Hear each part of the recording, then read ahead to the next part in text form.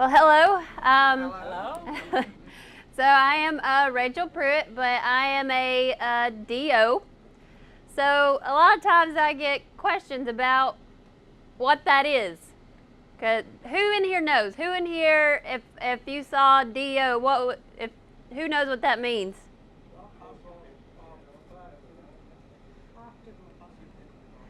So a few, like some, but it's not as common in the South. So that's what I'm going to talk about today. I'm going to give y'all a little information on what an osteopath is. So it's Doctor of Osteopathic Medicine. So I'm going to tell you what that is and a little background and give you a little demonstration. So first of all, yes, Doctor of Osteopathic Medicine is a real doctor. I've had people ask me that a lot. I went to med school and residency. So any DOs you see, they went through everything just like MDs. But we got a little extra training and we think a little bit differently. So I'm going to go through that. Well, first, okay, so osteopathic comes from the Greek. There's two words, osteon, which is bones, and then pathos, which is suffering. But that it's not like it's not we hurt the bones and they suffer. It's the disease is in the bones, and then we try to heal that. So that's where that comes from. So disease in the bones. We are more holistic thinking in general. So we like to see the body as a whole, and everything is connected.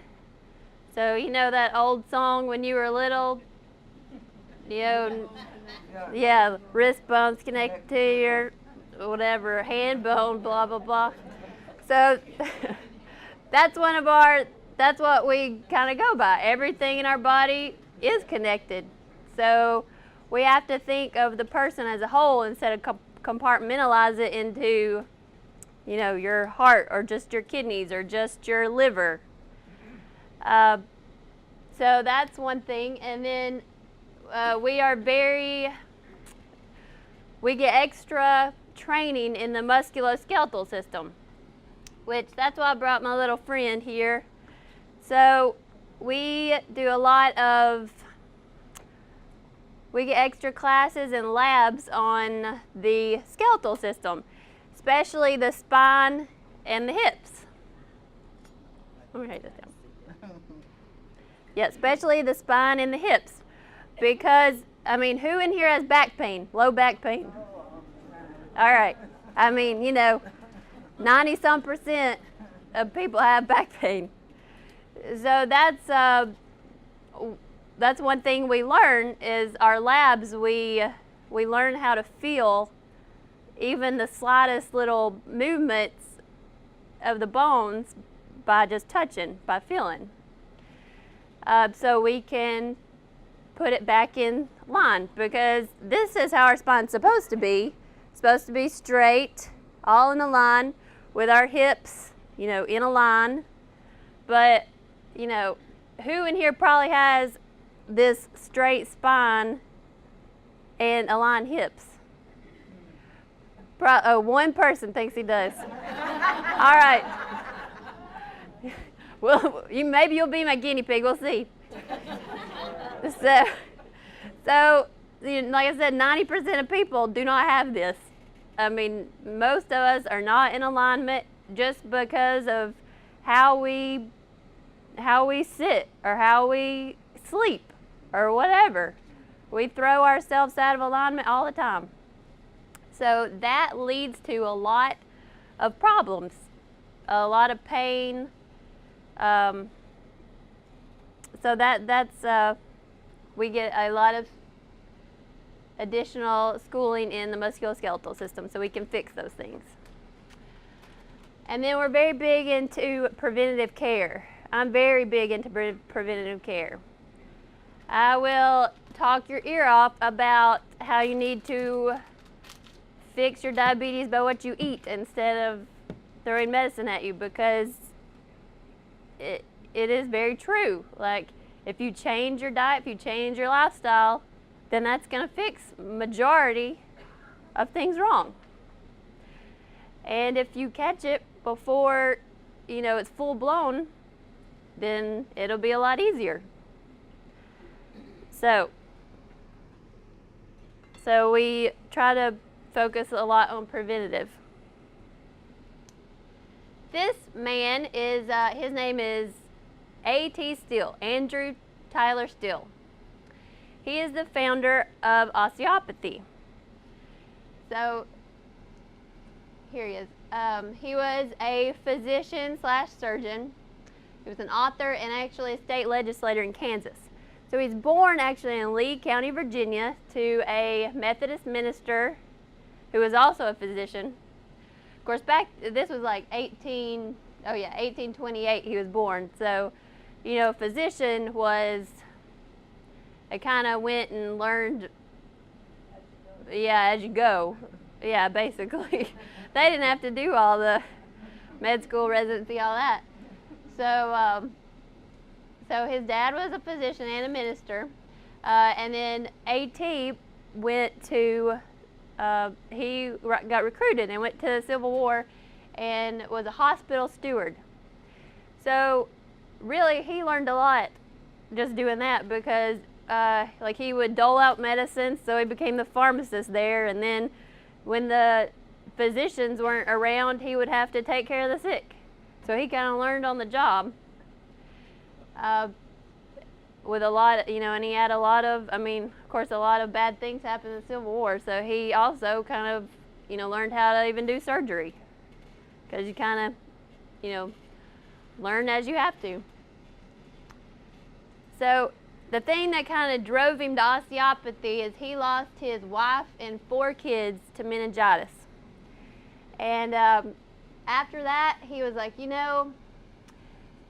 there was no current medicine at that time because they didn't have, they probably wasn't even sure what it was, and then they didn't know how to really fix it. So he said, well, current medicine, is ineffective. There's got to be some better way, and a lot of times it's even harmful. So back then they actually used to use arsenic, opium, and castor oil. That was like, medicines that they used back then. So, yeah, you still use castor oil sometimes. So he was saying that, medicine's not good now, so he wanted to figure out kind of another way. So he kind of devoted the next 30 years of his life to figuring out like a different way. He looked at a lot of alternative medicines, and then so he got really involved in manipulation of the musculoskeletal system because he really believed that a lot of things came from that. And he did had a short stint at the College of Physicians and Surgeons in Kansas City. So he did go and like learn some traditional stuff, but then during that he also did some alternative stuff. And then he founded the A.T. Still University in Kirksville, Missouri, which was the very first osteopathic school. And that was in 1898 or something like that. It was close to that. 1890s. And that's still there today. It's still producing physicians. So,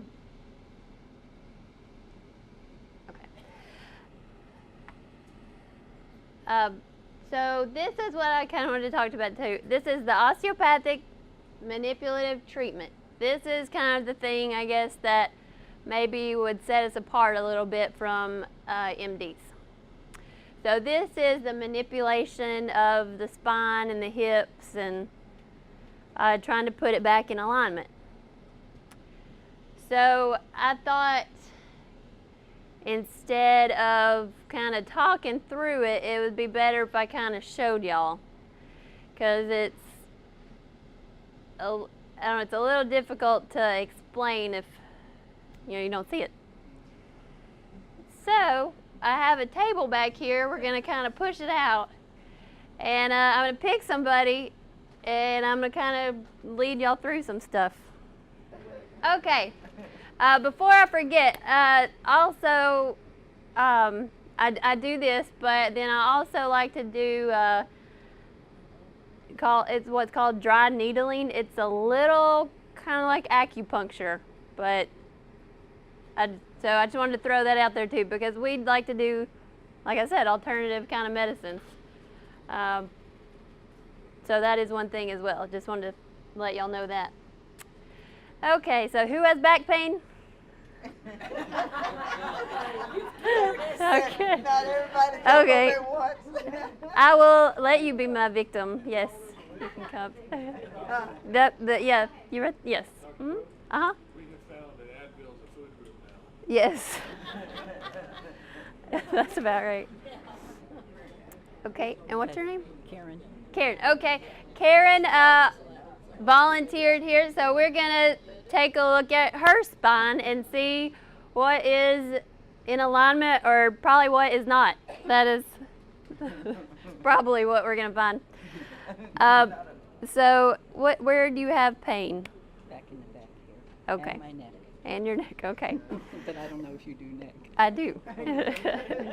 So like I said, everything's connected. So you gotta like start somewhere, and then so usually I start with the hips, and then I go up to the neck, and then down the spine, and I even check the legs. So because it's all got to be in a line, or because if one thing is out of place, I mean, think if your hips, or what if your hip is rotated that way, then the rest of you is going to be all thrown off, right? So you got to fix that one thing that's really thrown off, and so everything else can kind of go back into place. So, okay, first what I'm going to do, I'm going to check where her hips meet her sacrum, which is like your butt bone. So I'm going to check that first, okay? Okay, stand in front of me here. We won't make her do that. Yeah. This little paper thing. Yeah. Okay, can you lean forward and touch your toes? Or as much as you can. All right, you can come back up. So just doing that, I can feel that one of her hips is stuck. Her left one is kind of stuck because her right one moves up, but her left one doesn't. It's just stuck there. So now what we're going to do is we're going to lay her down. So lay on your back. What's the difference with chiropractor? On my back, no. On your back, yeah. So I was asked what's the difference between us and a chiropractor. And so they still, I mean, they learn a lot of the musculoskeletal system. But a lot of times, and this isn't all of them, but a lot of times they just kind of do a shotgun approach more instead of trying to find the one thing that's messed up, if that makes sense. That's been my experience anyways. But they do have their place. I'm not dissing chiropractors. Okay, flip over for me. On your back. There you go. Oh, yeah. Okay. That's it. So we're going to check her hips. I'm going to push on them to see if one of them is stuck.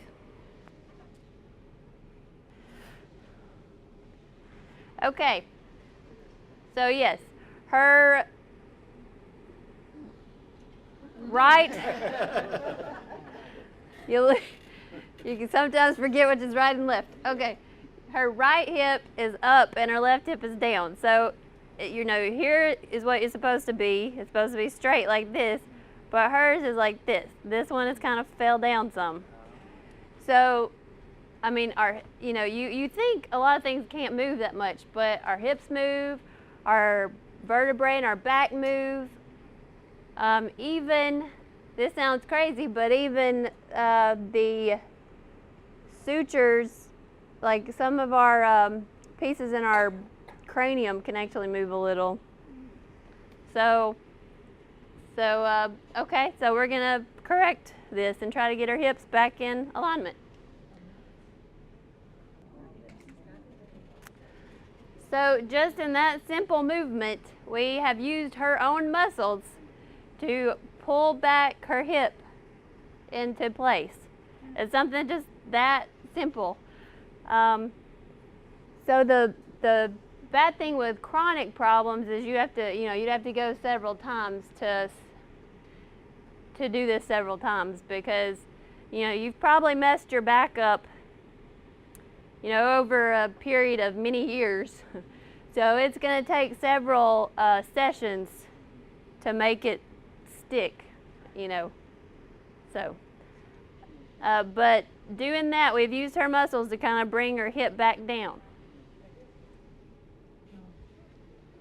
Now I'm gonna check her feet and see that her legs, one's not shorter than the other one. And this one is. Okay. All right. Okay, so now in feeling her neck, I can feel that one of her vertebrae went up here in like, yeah, it's like 5. So 1, 2, 3, 4. So the C5, the cervical vertebrae, this one has rotated. Well, I can't rotate this one. Well, anyways, oh, there we go. So it's rotated, so it's kind of sticking around. So now what we gotta do is, of course, get it back aligned with the rest of them.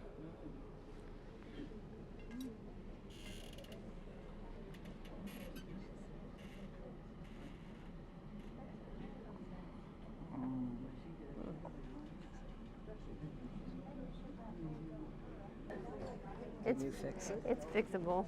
We'll just. Now we're going to turn her over and we're going to check her sacrum, which is her butt bone here. Because that actually has that causes a lot of back pain in people. I think mine. So her sacrum is it's kind of up on one side, so it's kind of stuck. So this part has kind of rotated up, and it's kind of stuck up on this side. So we're going to try to push it back down. I had, mine was stuck up once, and I had one of my colleagues push it back down, and I heard a big thunk.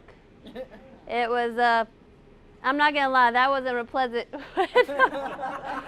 but I felt a lot better afterward. Okay, so she's a little bit better, but I didn't totally fix her. Like I said, it takes more than one time around. Because how long have you had back pain? A long time. A long time, yeah.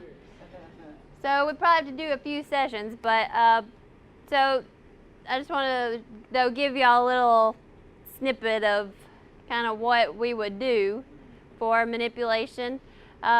Not only do we kind of manipulate bones, but also the lymphatic system, which is like lymph nodes, even liver kind of. If you have a sinus infection or you have pneumonia, I do some stuff to relieve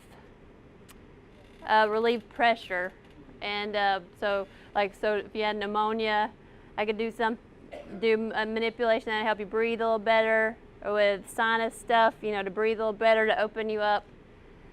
So that's also part of it. But Thank you.